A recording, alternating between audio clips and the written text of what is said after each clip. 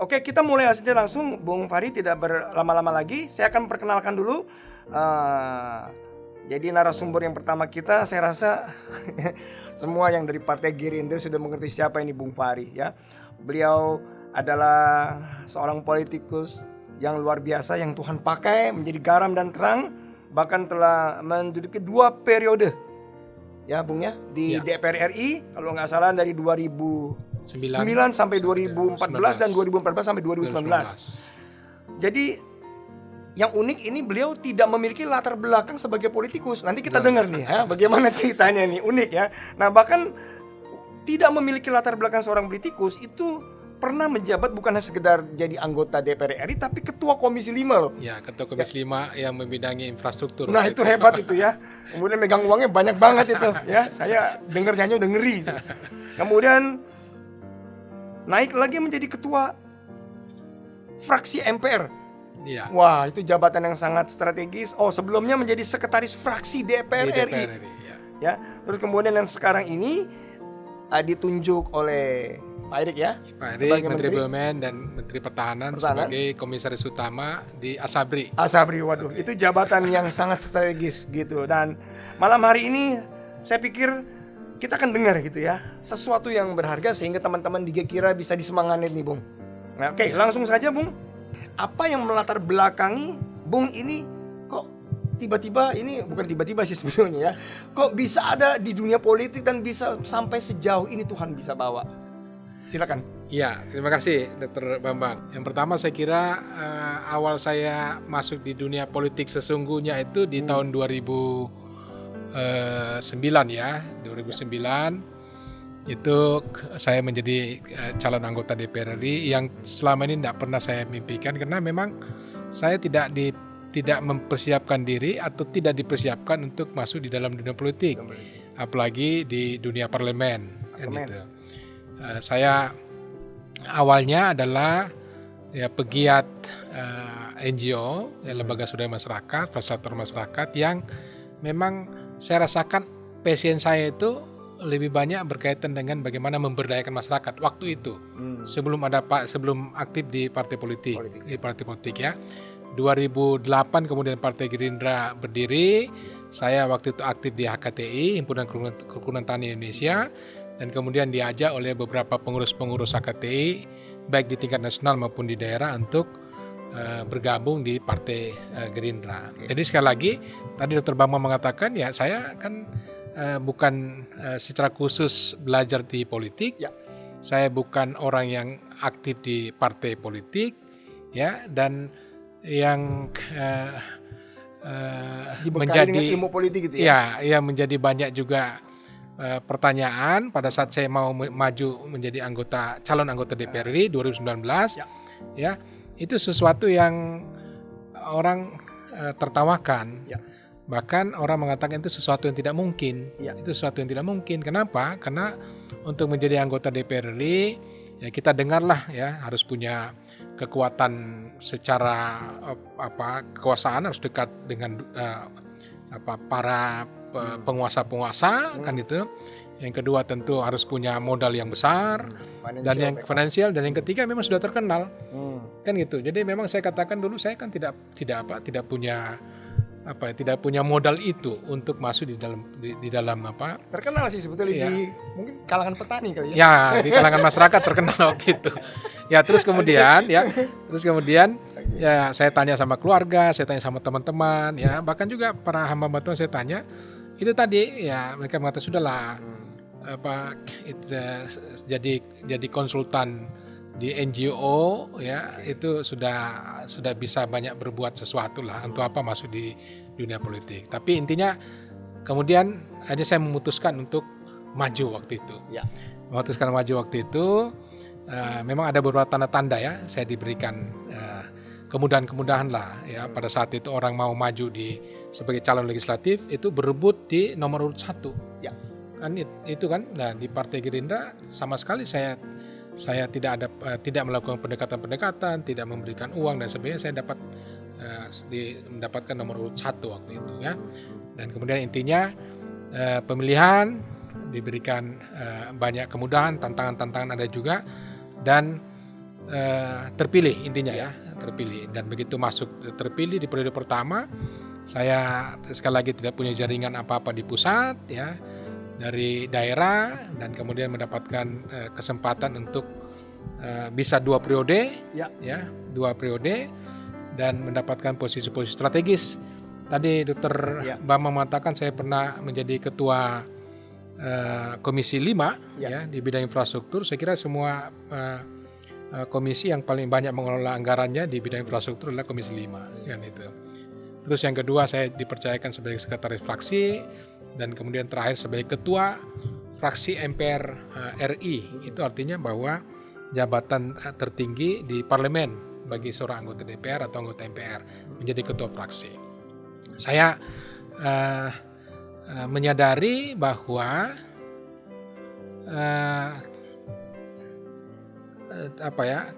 saya menyadari dalam proses pada saat menjadi calon legislatif dan juga pada saat saya diberikan kesempatan di dalam, saya menyadari bahwa ada banyak sekali kekurangan-kekurangan yang saya sampaikan tadi, ya, kelemahan-kelemahan, keterbatasan-keterbatasan yang tadi saya sebutkan itu dilengkapi, ya, diperkuat, dan saya tahu itu datangnya dari Tuhan. Ya, jadi ini hanya kembali kepada apakah kita menyadari bahwa kita masuk di mana saja, termasuk di dunia politik, itu adalah bagian dari panggilan, bagian dari pelayanan, itu penting, bagian dari misi yang Tuhan berikan kepada kita.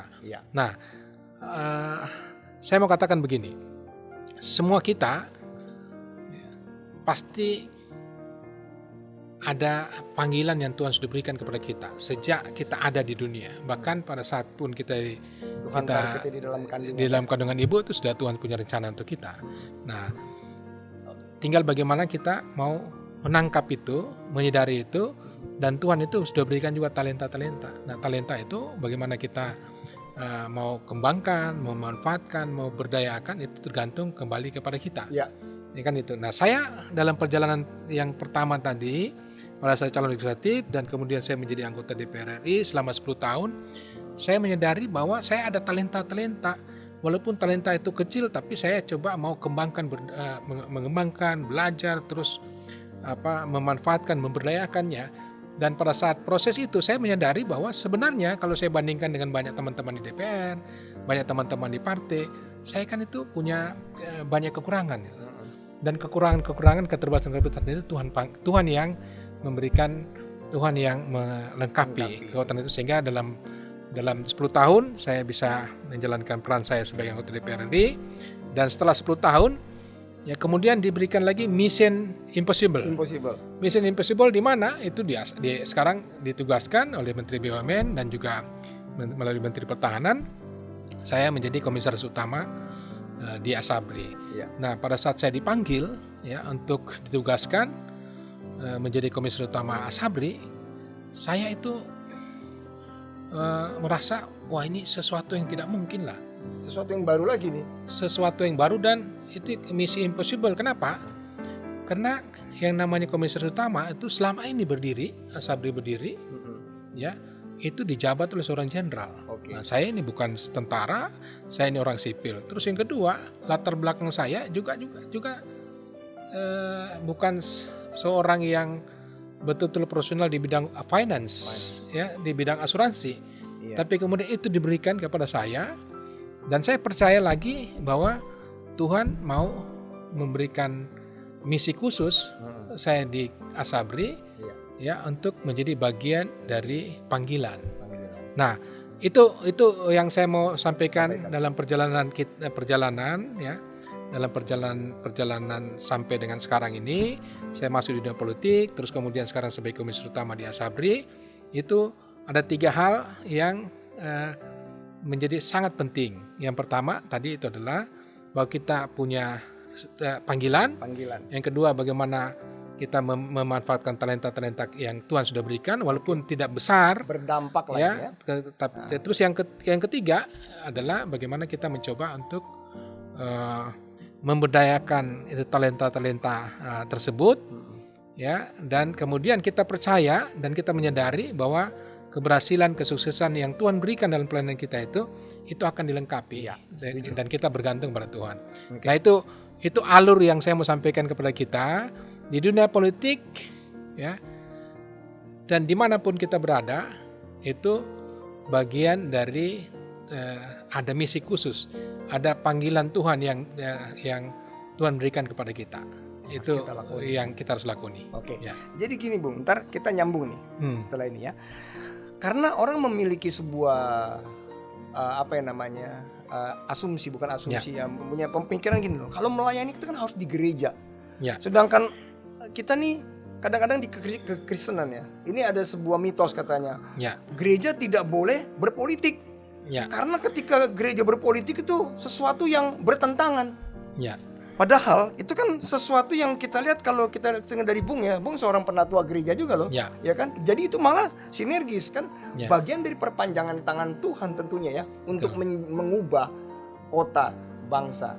Ya. Ya. Jadi bisa di bidang sport kah, bisa di bidang artis kah, di bidang usaha kah, marketplace kah, dan salah satunya kan government, pemerintah. Nah ini nanti saya akan sambung sedikit nih. Ini karena sesuatu yang diluruskan. Betul. Sehingga ada banyak orang Kristen menganggapan politik itu kotor. Betul. Politik itu istilahnya tempat orang korupsi dan Ya. politik itu sesuatu yang dijauhi. Betul. Padahal bagaimana gereja bisa ikut membangun kerajaan Allah di Ya. muka bumi kalau dia nggak bisa terlibat di dalam pemerintahan, betul ya Bung ya? Ya, Dok. Jadi itu saya selalu merefleksikan ya, selama saya di dunia politik dan sebenarnya dimanapun kita berada, Iya.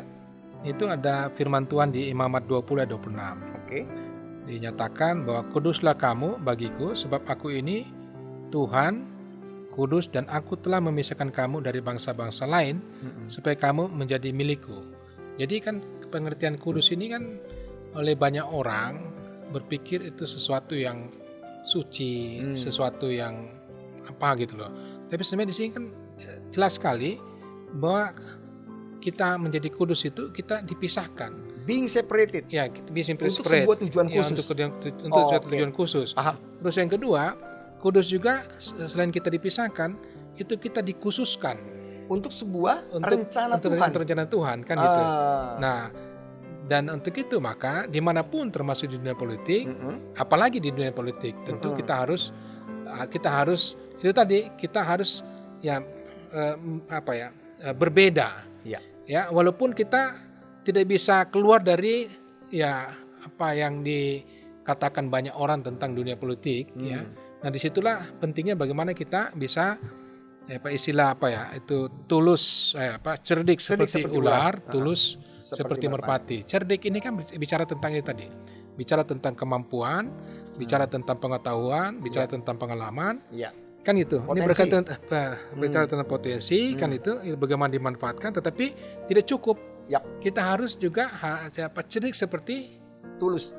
tulus seperti merpati. Merpati. Nah, Punya tulus hati seperti itu berkaitan dengan punya hati. Hati Ya, kalau nurani. kita sudah secara pengetahuan, pengalaman kita tidak mampu, kita minta Tuhan dong beri hikmat. Iya.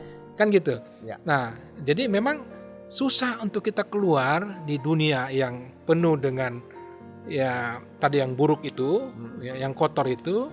Tetapi bagaimana kita dikuatkan ya, dan kekuatan itu bukan datang dari kita secara pengetahuan, ya, pengalaman, keterampilan, tapi itu tadi kita juga harus bisa mengandalkan bahwa Tuhan ada bersama dengan kita. Betul. Seperti ikan aja ya, ikan di laut ya. Padahal laut kan asin ya. Betul. Tapi Dok. ikannya kagak asin. Betul. Ya. Nggak jadi ikan asin, tapi tetap aja Iya, ikannya enak dagingnya ya. iya. Oke, Bung, Iya. saya mau tanya Iya. sedikit boleh nggak nih ke Bung Nixon nih? Iya, silakan. Bung Fahri kesaksiannya sih luar biasa ya. Dari seorang yang aktif di gereja menjadi Iya. penatua, kemudian terlibat di organisasi NGO yang banyak berbuat sosial, tiba-tiba langsung terjun ke dunia politik. Unik. Kemudian dengan hal-hal yang baru, bahkan yang sekarang ini di bidang finance ya, insurance ya, dengan menangani kasus-kasus yang luar biasa nih. Saya Ya, lihat di ini- Asabri semuanya juga udah tahu nih Iya, kasus ini- apa yang terjadi. Ini kasus ini itu saya bilang Mission Impossible itu ya diberikan khusus untuk membenahi Asabri yang Asabri, kita ya. semua tahu bahwa Asabri ini sedang lagi ada masalah besar. Lagi sakit. Ini lagi sakit Lagi diobatin sama dokter. Iya, kan dokter ini ada Iya. masalah berkaitan dengan finance yang sedang lagi diusut di Iya. di kejaksaan. Ini Iya. kasus mau dikatakan kasus korupsi terbesar sepanjang masa. Ya, kurang lebih sekitar 23 triliun. 23 Ya, triliun. dan itu diberikan. Waduh. Ya, saya bilang itu selalu bahwa ini Tuhan punya rencana untuk kita ada di situ. Ya, walaupun saya tidak tahu bagaimana caranya gitu. Ini untuk kayak Tom Cruise aja nih, Mission Impossible nih. Iya ya. Ya, sampai untuk memimpin satu lembaga ASAPRI yang punya persoalan besar. Tapi kita percaya bahwa dalam perjalanannya selama setahun ini, ya, Tuhan berikan orang-orang terbaik menjadi direksi, ya, satu tim dengan saya. Yang dulu tahun 2019 pada saat kita masuk 2018 itu laporan keuangannya itu disclaimer. Dan tidak diterima oleh pemerintah. Sekarang 2019 juga kemudian wajar dengan pengecualian tidak diterima. Dan sekarang Ya, begitu masuk 2020 ini luar biasa, itu kemudian dilakukan asesmen, audit, kita sudah dinilai dengan opini wajar tanpa pengecualian. wow. Artinya apa tuh? Itu Nih, seorang dokter nggak ngerti. Wajar tanpa pengecualian itu ya secara akuntabel, ya, secara responsibility itu sudah dapat dipertanggungjawabkan secara akuntansi. Oke, maksudnya Laporan gini, keuangannya. dari rugi tiba-tiba sekarang bukan hanya sekedar survive tapi juga bisa menghasilkan sebuah profit atau gimana gitu. Ya, jadi kan begini, itu laporan keuangan itu menunjukkan tata kelola perusahaan di manajemen. bidang keuangannya, kan gitu. Dan Bung orang pertama ya yang bukan dari militer tentunya. Saya orang yang pertama. ngelola komisaris Iya, unik ya. komisaris utama, pimpinan, jadi itu. Jadi itu yang saya katakan bahwa ini juga adalah bagian dari Mission Impossible, tapi kalau kita menyadari bahwa ini adalah bagian dari panggilan, ini bagian dari pelayanan, ini bagian yang Tuhan mau kita di situ untuk ada menjalankan rencananya. Saya Tuhan kira akan lengkapi. Ya, dan Tuhan akan lengkapi. Oke, Dan itu saya menyadari good, itu. that's the point ya. Jadi saudara sekalian jangan takut, makanya kalau saudara yakin itu panggilan dari Tuhan nih, contohnya nih ya, mau di bidang baru dimanapun, darat, laut dan udara pasti bisa. Sekali lagi keinginan kita untuk berbuat sesuatu yang lebih ya. Tentunya dengan kita masuk dunia politik, bukan hanya diri kita yang kita pikirkan. Tentunya untuk orang lain berdampak seperti itu.